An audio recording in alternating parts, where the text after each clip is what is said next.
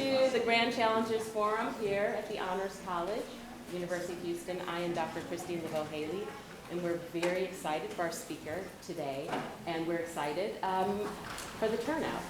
So I just wanted to tell you about our next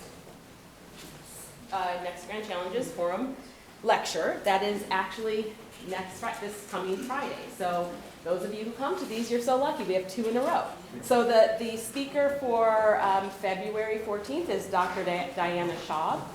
And her address, her lecture title is Lincoln's Lyceum Address, Democratic Theory for Citizens. So it's going to be very interesting. So I am going to pass this on to my colleague, and he will do the introductions. Thank you, everybody. Good afternoon and welcome. I'm Dr. Mohan Ambikai Parker, and I'm the inaugural director of the College of Liberal Arts and Social Sciences Honors Program here at the University of Houston. In this role, I'm responsible for enhancing student success by creating opportunities to engage with the UH honors experience. A unique feature of the honors experience, however, is that, and this is testament, while we work to foster a sense of community and identity within a cohort, we're also committed to making the programming and events of the honors experience welcoming to all students and to the broad community. Today's Grand Challenges Forum, which marks the first GCEF event jointly organized and sponsored by Class Honors and the Honors College, is an important milestone in that mission. So too is the near prospect of constructing a dedicated Class Honors Commons and small event space that is scheduled to open in December of this year. So too is the constitution and work of an 8-member class steering committee with faculty representation across classes' 14 departments that has worked for the past year to expand curriculum offerings that can serve the breadth of interest of our college's honors students.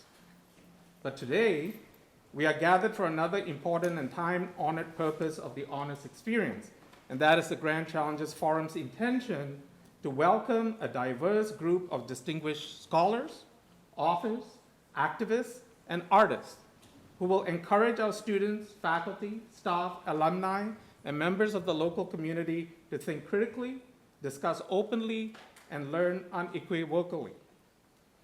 To this end, it is my great honor and privilege to welcome Dr. Fady Joudah as our speaker. His talk today has been made possible by the generous support of the Class Dean's Office, and Dean Daniel O'Connor is here. The Honors College, and Dean Heidi Apple is here, and the Arab American Educational Fund's Center for Arab Studies here at the University of Houston, and Dr. Hanan Hamad is here as well. I would also like to thank Milkweed Editions for the educational discount provided for the purchase of Dr. Joudah's 2024 National Book Award shortlisted book, brackets Ellipsis, which is being distributed today to all UH students who have signed in for this event. So if you haven't signed in, it's in that red tote bag, Class Honors tote bag. We will be sending an email message out for students who would like to gather for an online discussion of the book so that we continue the conversation after today. And I've already snagged Dr. Hayan Sharara to volunteer for such a facilitation. So he may not know he's already committed, but he has unfortunately committed himself. So please stay tuned for that emailer, and I hope you'll join us online to continue the discussion after today. It is also being offered to students in class courses that have adopted the book for teaching and learning, and especially I would like to make a shout out to my students in global politics and poetry who've been discussing the book for the past week. Dr. Fady Joudah was born in Austin, Texas in 1971. The son of Palestinian refugees, he grew up in Libya and Saudi Arabia before returning to the United States for college. He attended the University of Georgia, Athens, the Medical College of Georgia, and the University of Texas, where he completed his studies in internal medicine. Dr. Joudah has served in Zambia and Sudan with Doctors Without Borders and is currently a practicing physician in the Texas Medical Center here in Houston. In 2007, Joudah's first poetry collection, The Earth in the Attic, Yale University Press, 2008, was selected by Nobel Prize winner Louise Gluck as the winner of the Yale Series of Younger Poets. He has gone on to author many more award-winning collections and translations of Arabic poetry, and he has been awarded some of the most prestigious literary awards in poetry, such as the Griffin Poetry Award, the Jackson Poetry Prize, a Guggenheim Fellowship, and the Arab American Book Award. As the Jackson Prize Committee stated when awarding Dr. Joudah his prize, the Jackson Poetry Prize celebrates Palestinian American poet Fady Joudah's significant and evolving body of work, distinguished by his courage to speak in the face of the unspeakable. Excuse me. In poems of lyric concision and intensity. His talk today is entitled Palestinian Meditations in a Time of Annihilation. Please join me in welcoming Dr. Fady Joudah.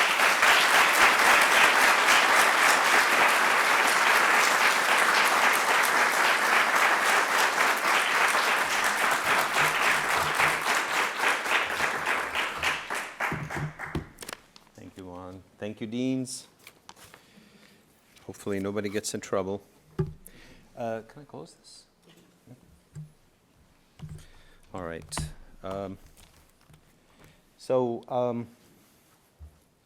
Is this good, or is this even on? Do you? Okay. When I was at the National Book Award reading for the finalists, not a single author mentioned the word Palestine except for me. In a time of genocide, ongoing genocide, in the language that genocides the Palestinians, in the country, the culture, and the politics of empire that genocides the Palestinians, not a single author wanted, in my opinion, to risk their chance and their investment in the system by just simply mentioning a word for Palestine, probably with the pretense that there's much more to literature and there's much more to celebrate about literature. And I was never really a fan of Adorno's famous phrasing that there is no lyric poetry after Auschwitz, for various reasons, because as an Arab, as a Palestinian, I refuse to believe that there are also thresholds of suffering for which poetry fails to exist. Because that means that I only write poetry as an Arab because I haven't reached a particular threshold of suffering. But what's interesting, I think, in that provocative statement, which I'm sure there are scholars who can discuss and walk back because he walked it back or explained it, is that I would like to argue the statement, hyperbolic as it may be, that we are living in a moment in which it's worth examining a sentence or a statement that is, there is no possible lyric poetry in English after Gaza, unless written by a Palestinian. And what I mean by that is, obviously, as a believer in poetry, is not to censor my fellow poets or the art of poetry at all, but it's to ask how much listening do any of us actually do for Palestinians when Palestinians speak. And I think my experience with this book was not surprising to me because I wrote it that fast in 6 weeks because I had understood the conditions in which I lived in English in the West as a Palestinian, as when it comes to what a Palestinian has to say, as non-derivative things, as if I am the only non-deaf and non-mute and non-blind person in a room. So this is not to offend sensibilities or thin skins, but this is to maybe go to the example of what I call the Cassandra complex. Some of you know Cassandra from the Iliad or Greek mythology. She was Trojan, she was not Greek. Apollo promised her the gift of clairvoyance, of seeing the future, as long as she offers him or submits to his requests for love. She said yes, and then they told him to go fly a kite, so he punished her by making sure that her clairvoyancy is not believed. So I always argue to myself that Cassandra never had the gift of clairvoyancy. What she had was seeing simple truth in an entire environment that refuses to see a simple truth because they were all invested in the returns on profit that the lie provides, or the hubris of that lie. I also understand that this kind of behavior is very human. I do not want to stand here, everybody to think that I do not engage in such unholy activities. But I do think that it is worth repeating that in the culture that genocides a people actively in the moment, because it has set it up for a long time, and there are many Palestinians who had seen it coming for a long time, that it is incumbent on the culture, youth and adult and all aspects, to understand what it means to, quote unquote, center Palestinian voices. Because Palestinians have something to say, and, being Palestinian doesn't make you intelligent or non-corrupt or whatever. We're just people.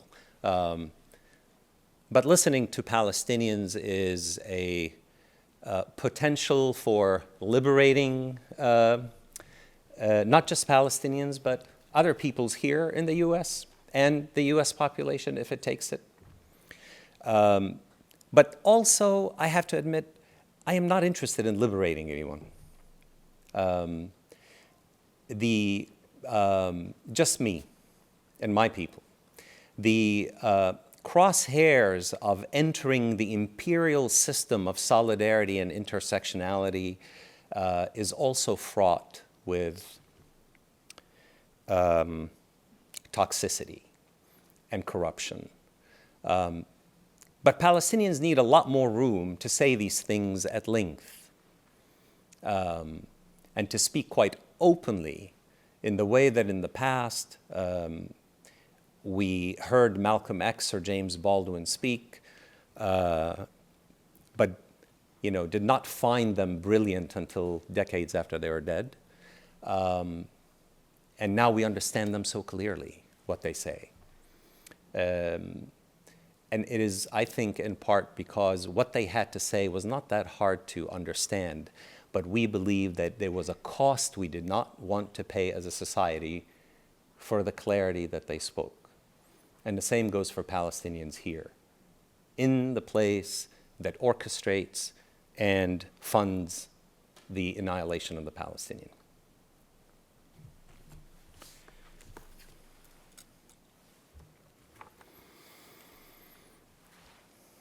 So I'll read this poem that I read at the National Book Awards. Inimitable, I repeat. Is this the banality of evil reconvened? Are you Gen G? Did you vote to make it great again, or was genocide never genocide to you? Is there a light inside you dying to go out? Who will you mine to keep your night bright? How are you always unprecedented, even as echo? Am I a Palestinian, ever not an analogy whose progenitor you are? What makes your common decency heroic? Why are you so often the baby and I'm the bathwater? Will you judge me if I reply, Allahu Akbar? And when you forever hold my peace at your altar, is it with or without Salaam alaikum? Or if I say free, free, will you fill in the blank from the river to the sea? What do you remember of Iraqi memory? What if Palestinians love their freedom more than you love their unfreedom? Did you know this about the way you love? Did you convert my ashes to your gold dust? Horror beyond the reach of psychology. Have you heard this expression before? Are you in solitude with market or in solidarity with spectacle? Which part of you isn't a human shield? Whose body parts are mine? Do you understand that I am a national liberation movement? Can we hear it for tiny Lebanon, fighting off the mother of all crimes as the laws that made you king said one should? Have you been to Yemen or just bombed it? How full of emissions are you about your emissions? When did you first export your wisdom to those you destroy? Do you really think I'll forgive you without you asking for forgiveness? Why should you wait until asking is synonymous with your defeat? Wasn't tragedy always there before you sequenced it? Is your methylated double helix an individual or a corporation? For example, when I say horror beyond the reach of genetics, will you give me or yourself a standing ovation? Does Gaza come to mind? Wouldn't you agree that Palestine today is the empire of the human heart? Have you thanked me, or are you worried I'll charge you interest? What about Sudan, Congo? What have you done to the earth? When were you in love last? Was it any good? What have you done to the remainder of my life? Has it occurred to you that you are a childhood robber? Do you remember that game? Was it ever a game?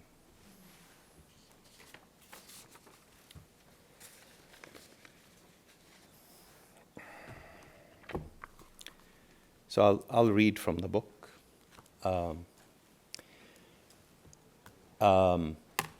I think that before I do, the tendency also that I experience and I know is out there, that a Palestinian come up and express themselves either in some kind of a bitter manner, angry manner, ungracious manner, or that I have to tell you that I love you and that I have an avenue open for love so that the solidarity would work and whatnot. maybe it's just the way poetry and poets work, but I would like to emphasize that it is not my responsibility, and I'll echo James Baldwin, to save you. I do not have to explain my humanity to you, nor prove it, nor pronounce it. And I think it is really difficult for the sort of large swaths of American society, even those who sympathize with Palestinians, to really accept a Palestinian to just come and say these things without having to, So anyway, you'll find I'm a much better person on the page.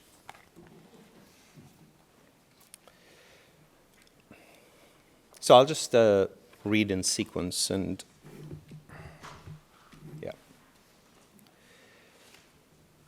I am unfinished business, the business that did not finish me or my parents, won't leave my children in peace. In my right hand, a paper. In my left, a feather. To toss, to quill, to meet my terminal velocity.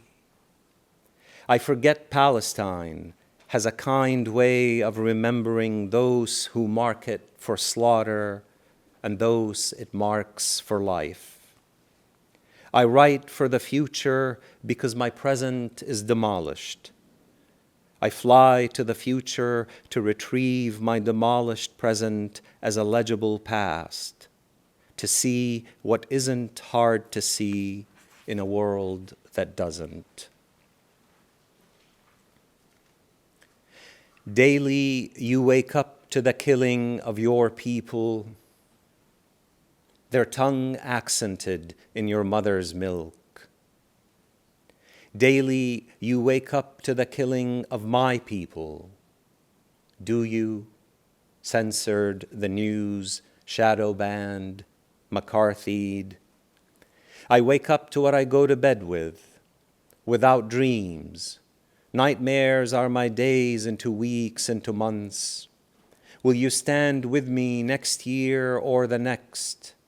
I will be then as my people now, wandering the carnage you authorized or protested. I am removing me from the we of you. Sick leave, unpaid, administrative, long hiatus. I have watched vultures before, their committees over carcasses they did not kill. Daily the vultures are mute. Daily my father waits for the rip in his soul to widen. The last of his siblings alive, he dreads mourning a niece, a nephew, their kids or grandkids.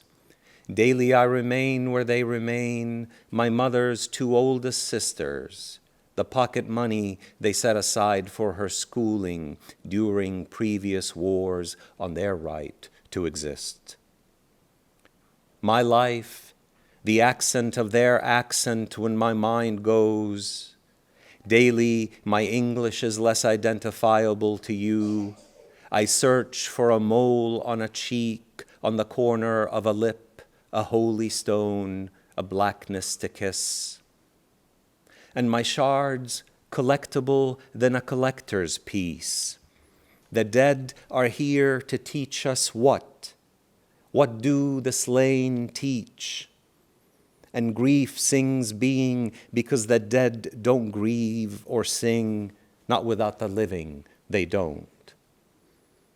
Daily, this pre-ancestral memory impossible to walk away from, to stay with, it keeps saying that all our names are false. Daily, your nuance, your attention to detail, drop by drop, another round of sedatives, sedative the capital, body the sweatshop.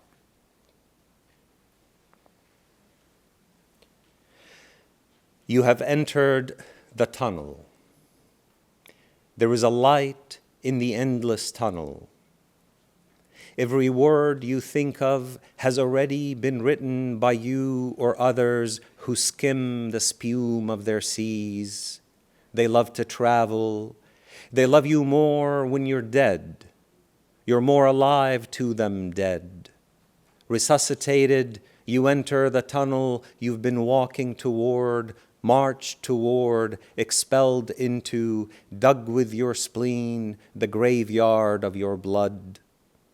Your mass, excised, clears your margins. The passive voice is your killer's voice. From time to time, they vote. From time to time, language dies. It is dying now. Who is alive to speak it?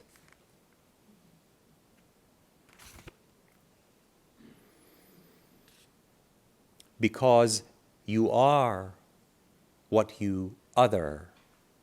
You are to me as close to the light as a great contortionist in a great heist. In time, your joints will fail you. The light will hit you. Alarms will go off. I don't wish that you get caught, only that you quit your addiction to secure the ancient wonder as yours alone. Fuck museums. Wonder belongs to all. Come out. I've been waiting for you by one of your escape routes. They're familiar to me.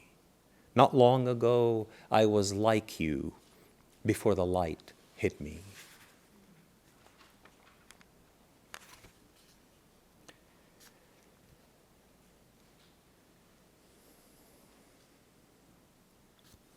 Mimesis. This morning, I don't know how, an inch-long baby frog entered my house during the extermination of human animals live on TV. I recognize the baby's dread.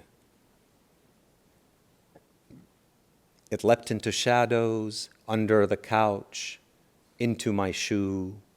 My son was watching. Gently, patiently, I followed it on my knees with shattered heart and plastic bag. Coaxed it, caught it, released it into the yard, and started to cry. Your grandeur is your insignificance.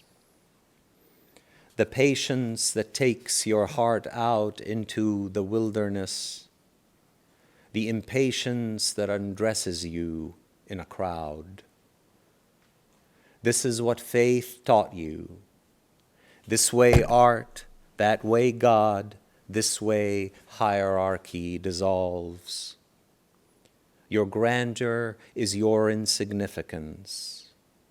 And the whole world in an atom in the mind, the atom compounding, transmitting a world. It's not as easy as it used to be alone with the earth. Garden, I choose you. You are the time I want to lose.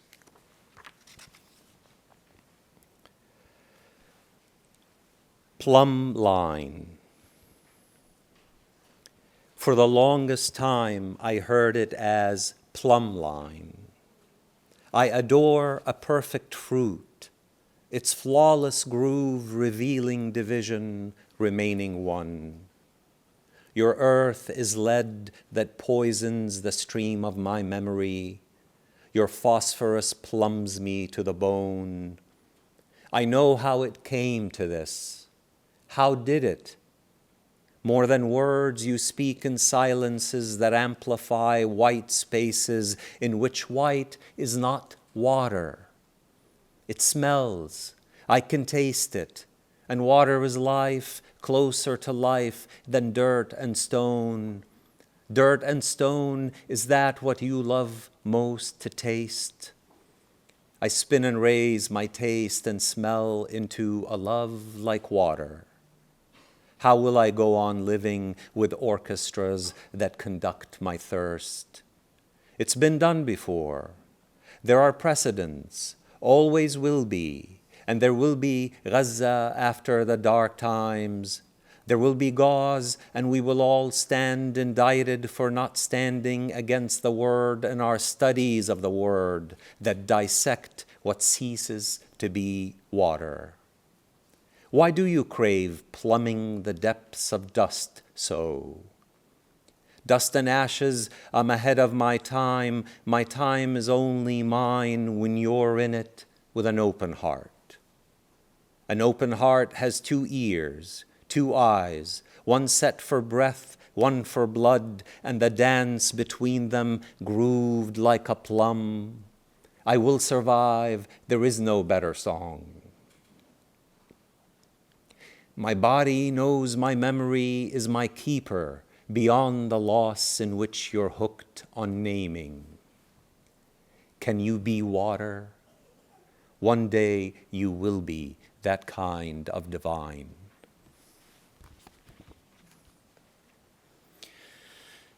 Then my friend in Nablus had a dream.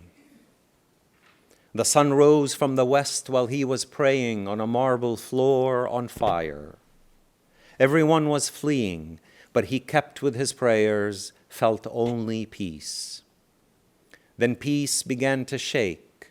He was bound up in an iron cage and tied to an animal outside the cage. What animal? It was no beast of burden. And the beast yanked him repeatedly into the bars, trying to get him out to no avail. Did the animal want to free my friend or eat him? He wasn't sure.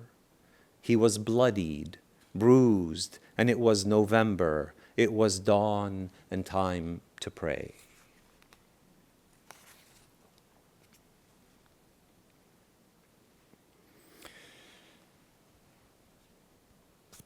America, where those who pass through the needle's eye, and on the other side, my son asks if I am a product of her dream. Has the self ever been the subject of so much propaganda?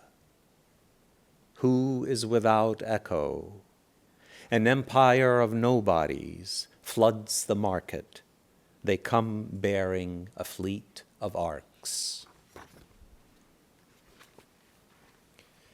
Your oppressor, they said, has suffered more than you have. As have others, you said, who are yet to hurt me, but can't quit pondering how I might have harmed them in my sleep, might harm them still. Your oppressor, they said, shines much light on the world. But the light of the world, you said, isn't the light of the heart. You're among the lucky ones, they said. Your oppressor's heart is your host, and it recruits. But I'll have to wait my turn, you said, before my story held hostage is released. Why the hurry, they asked, and to whom do you think your wounds would be criteria in a democracy of loneliness worse than death? A feedback loop, you said, exporting legions to the brain. And the brain is one, they said, because the Lord is one. So much music out there. Why don't you denounce what you ask me to denounce? We can do it together on the count of 3. Or you should go first. On account of your obsession with my going first, your grand inquisitor role isn't for doves. Your better angel is calling you to let go of holding on and to hold on to letting go. Your misguided vengeance, your unequaled pain, why on my body? What about the body you can't beat up? Why anybody, including you? Listen, What you can't smell is the taste of all things that come to pass, which are all things. Listen, ears are erogenous. I'll lick your ears against revenge.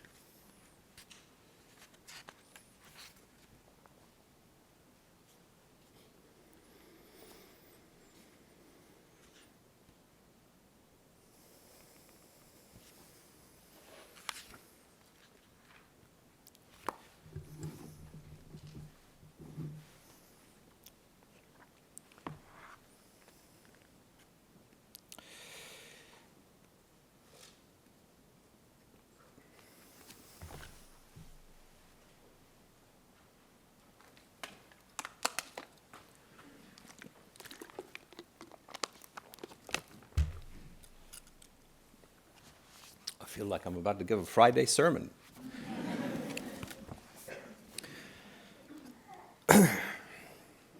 How's the baby out there? Hey, what's your name? Hi. I'm going to read this prose piece called Maqam for a Green Silence. And before it's one of those, some of the things in the book, and, I talk with Professor Tejada and with Nick. I don't even know, are you a professor? About this, there's been a lot of talk about the book in, reviews and whatnot.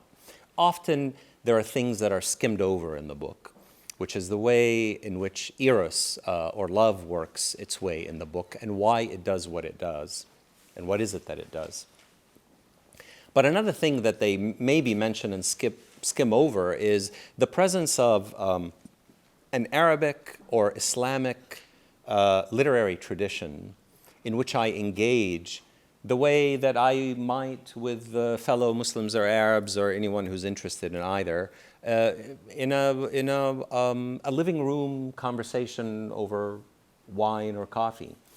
And then, you find out that this is part of this kind of barrier that even if I write it, that it still requires an explanation or, maybe a paper for some student to do the work in order to kind of see what has been developed. So I have the privilege of having my work be translated into Swedish, and so they had me on some kind of a Zoom, thing a couple of weeks ago, and one of the translators is a Swedish African Muslim whose name is Johannes. I have yet to ask him how he got that, but or which came first. And he asked me about Moses. He said, you have can you talk about your relationship to Moses? And of course he understands, but he knows that his audience has no clue. And so, it's interesting to and I've written about this in an essay on Borges called A Spider, an Arab, and a Muslim Walk into a Cave, where, and to give, despite my disagreements with Borges, to give him credit, there was a recognition in some of his stories about the plurality in all of us, but particularly in Islam vis-a-vis Christianity and Judaism. Nothing is perfect, but hey. And so while I was talking with him, and I just told him, it's really interesting that you asked me this, because I want to say this. I'm not going to sit here and say, as a Muslim, the Quran tells me that the first true believer in God is Moses, and all this stuff about, the Abrahamic faith that somehow becomes the co-opted concept that Muslims introduced to Western culture. And when they had no belief in us, we were just a bunch of heretics. But now the Abrahamic faith is the catchphrase for Jewish and Christian Zionists who are quite okay with demolishing millions of Arab and Muslim lives. But I thought of that moment when we all learn about Moses' survival as a baby. And Jochebed, who's not named in the Quran, but she's named as the mother, but not the actual name, sets him in a basket down the water, and he's picked up, and he's raised in the Pharaoh's palace, and the story goes on. And it occurred to me how tragic it is for the human mind to become so indoctrinated that what is missed in that story by so many of us is the indication in that story of the marker, a marker of genocide in human civilization that was established through divine or mythology or literature or scripture from back when there was human recognition that there is something called civilization. So for the Pharaoh to say, I want every newborn of those particular people to be killed because I received a vision that one of them will come and topple me, is a marker of genocide. And that marker is not specific to a people. And that wisdom that is passed down to other human beings in narrative, for that not to even be realized in this society, for what it is, as simple as it is, a humane statement that one embraces, is absolutely tragic. Anyone here who thinks the genocide against the Palestinians just happened overnight is deluding themselves. So that's one thing that Moses is to me.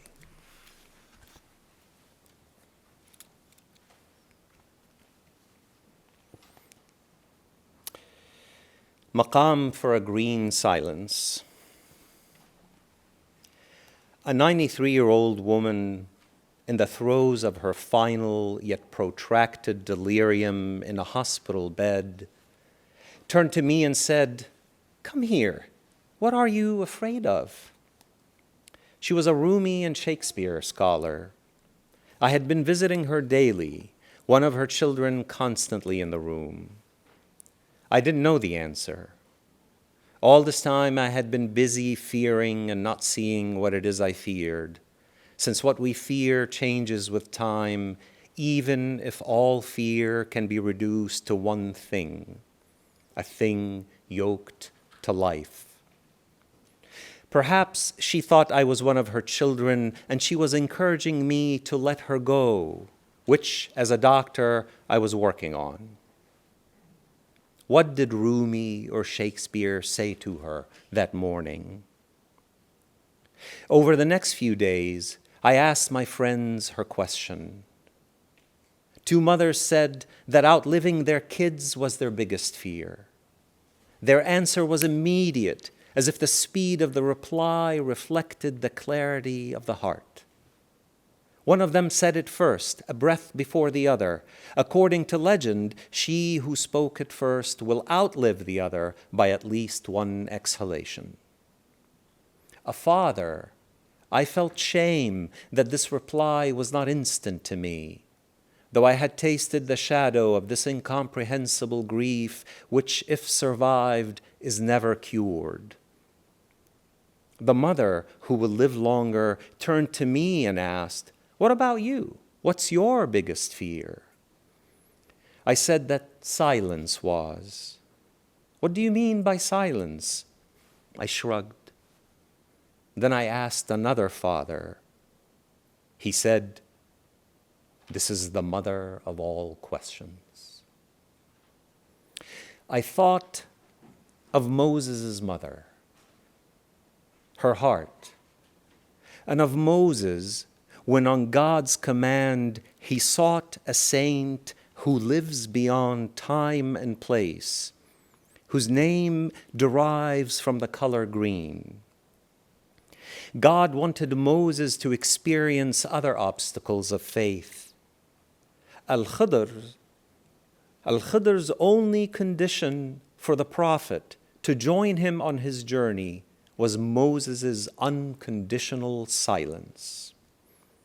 Moses said he was up for it, and the saint said, "You won't be able to bear it."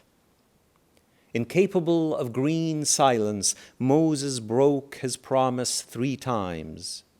As the saint sank a ship and its crew, demolished a crumbling wall he could have restored for a beleaguered people, and then killed a child. Fed up with the prophet's objections, the saint sent Moses away, that he who knows more than another will also know less.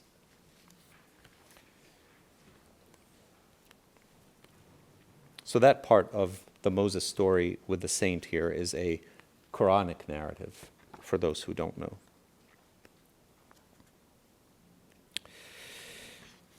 I think that I'm going to close with the long poem dedication, but I'll read maybe a couple of short poems about, love or more quiet feelings that we all struggle with every day and suppress, and they go nowhere. Hummingbird. Hummingbird is a mythical bird in native culture in the Americas, in Aztecs and Mayans, and in some versions the warriors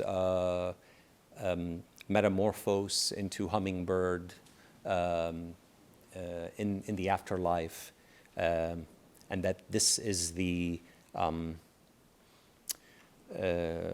embodiment of the lover in their heart. Who here has not loved like no one else in the world has before them or since? Your blood wondering what more it can open up in your skin. All the light rushing in like a fool through the tiniest holes, the invisible pores. And then love ended. You returned to yourself. Who here has not lived the passing of all thinking through the language of love?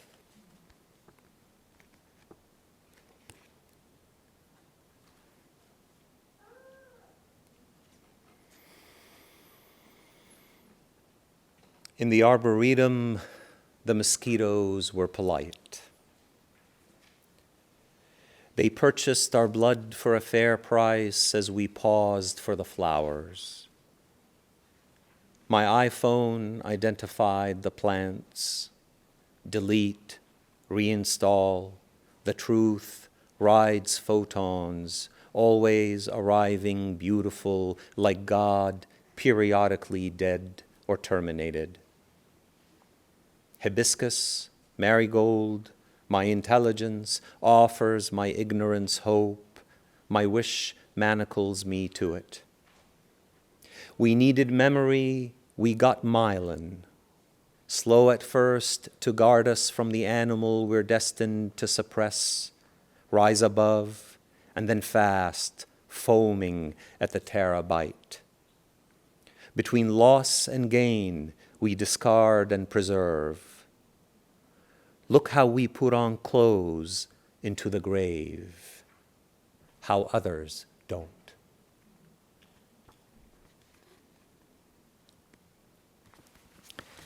So I'll read dedication.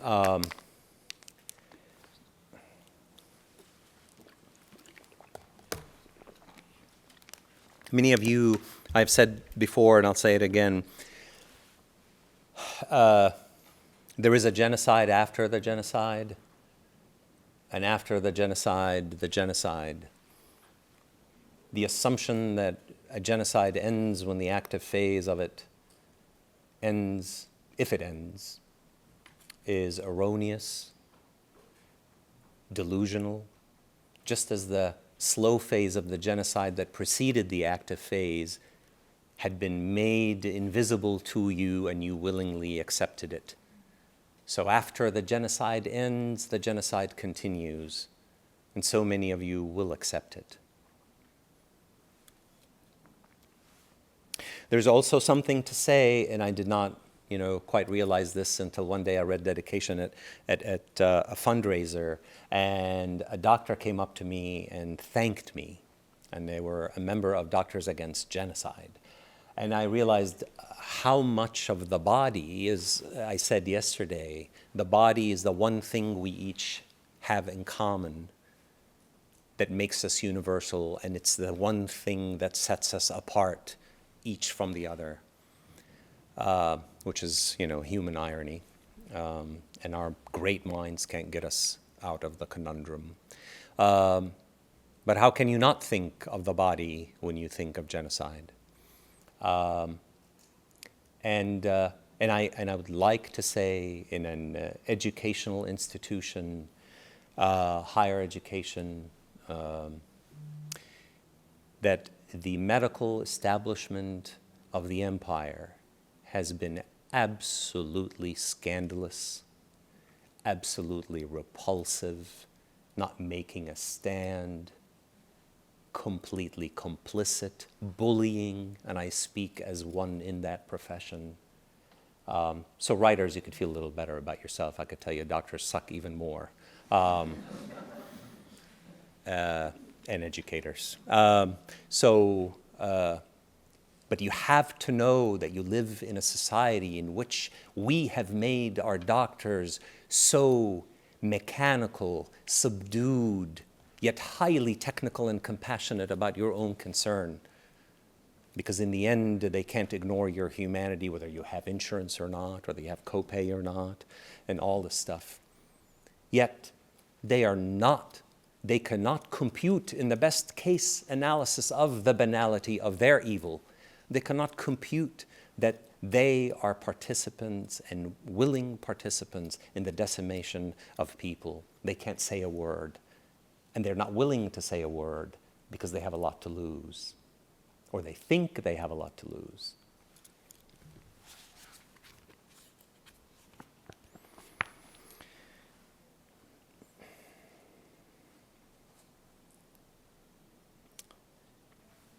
Dedication. It takes me 10 minutes to read this. Sometimes I unpredictably break down in it. Sometimes I pull through.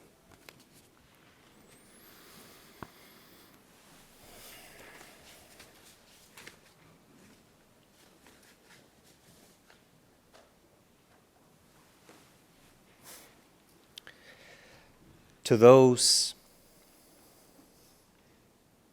whose memory, imagination, and bodies are my memory, imagination, and body. From the collective to the one under the same assault, no matter our location on earth. Our bodies have different ways of knowing, but our bodies know. To the martyrs who witness from above and the living who witness on the ground. To those who will be killed on the last day of the war. To those who will be killed on the first day after the war ends. To those who succumb in the humanitarian window of horror, an hour before the pause, a minute after. To those who die of a broken heart during and after the war. To those who gather their families to die together so that no survivor suffers survival alone. To those who scatter their families so that they're not all wiped out from the civil record. To the babies whose death certificates marked their brief presence on earth before their birth certificates could be issued. They were not given names. to the elderly who endured 1948 and lived to see their descendants erased, to the young born under the sign of siege and are the only members of their families left, will you stand up and form a small nation? To those who died because dialysis was no longer possible, no water, electricity, and fuel, you were murdered. To those who will develop kidney stones and liver failure from unclean water, to diarrhea, cold, and flu, to those who are maimed and will search for their missing limbs underground across borders and won't find their extremities after they find them, to those whose cherubic hearts couldn't handle the shock, and to those whose nicotine hearts blocked the flow, you too were killed. To those who were killed because they refused to leave their homes to live in tents, to those who were killed on their way to the tents, to those who were killed in their tents with the cats they sheltered, to those who were killed in UN shelters and in schools, to those who were killed because they were medics, nurses, doctors, teachers, coders and decoders, and the last honest journalists, to those who thought their biggest fear was to outlive their children, to those who are free of the fear of death because tyranny spoke its final answer and it was total, to those in a concentration camp the size of a metropolis, the only life they knew, to Jerusalem and Jenin, to Jenin and Jerusalem, to the children who played in the craters bombs made if the sand was right, to the bodies we count are not the bodies we retrieve from the river to the sea, and the bodies we retrieve are not always identifiable.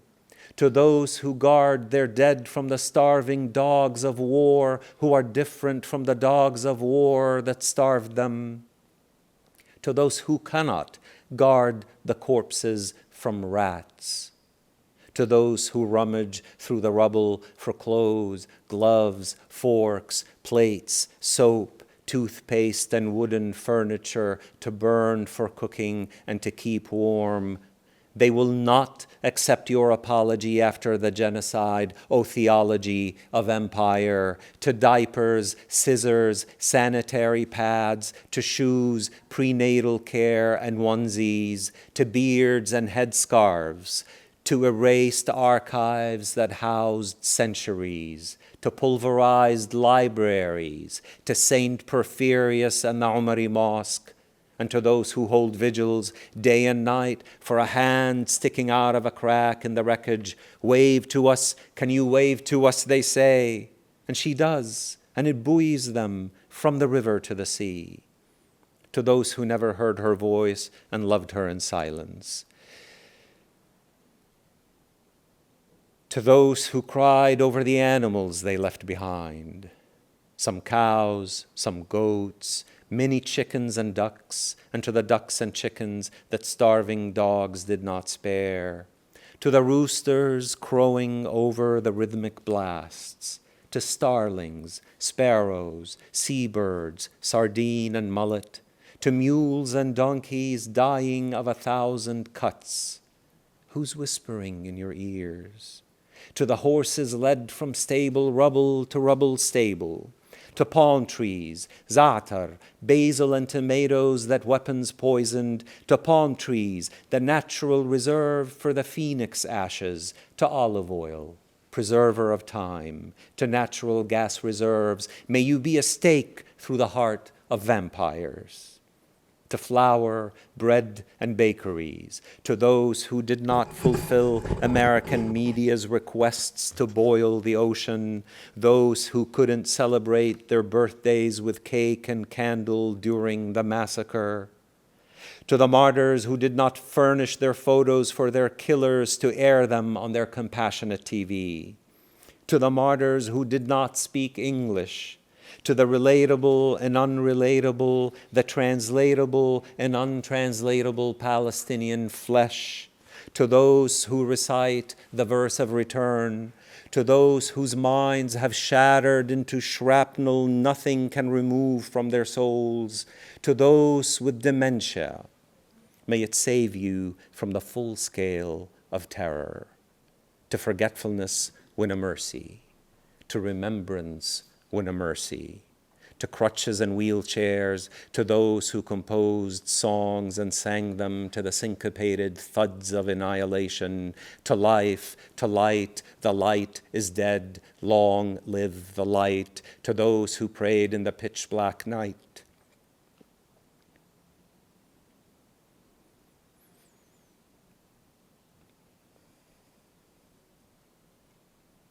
To the power of God, the only power available to them, but could not meditate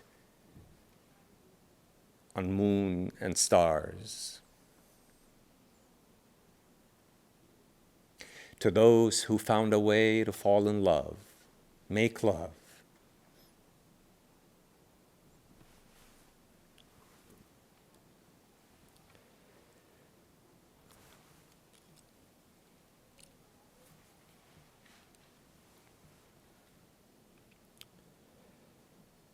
To forgetfulness, win a mercy. To remembrance, win a mercy. To crutches and wheelchairs. To those who composed songs and sang them to the syncopated thuds of annihilation. To life, to light, the light is dead, long live the light. To those who prayed in the pitch black night, to the power of God, the only power available to them, but could not meditate on moon and stars. To those who found a way to fall in love, make love, construct a romance, a secret rendezvous, hold a wedding, and dream of moon and stars. To those who insist on homing their pigeons during the war. Have your pigeons come home? To those, we are not afraid of love from the river to the sea. Thank you.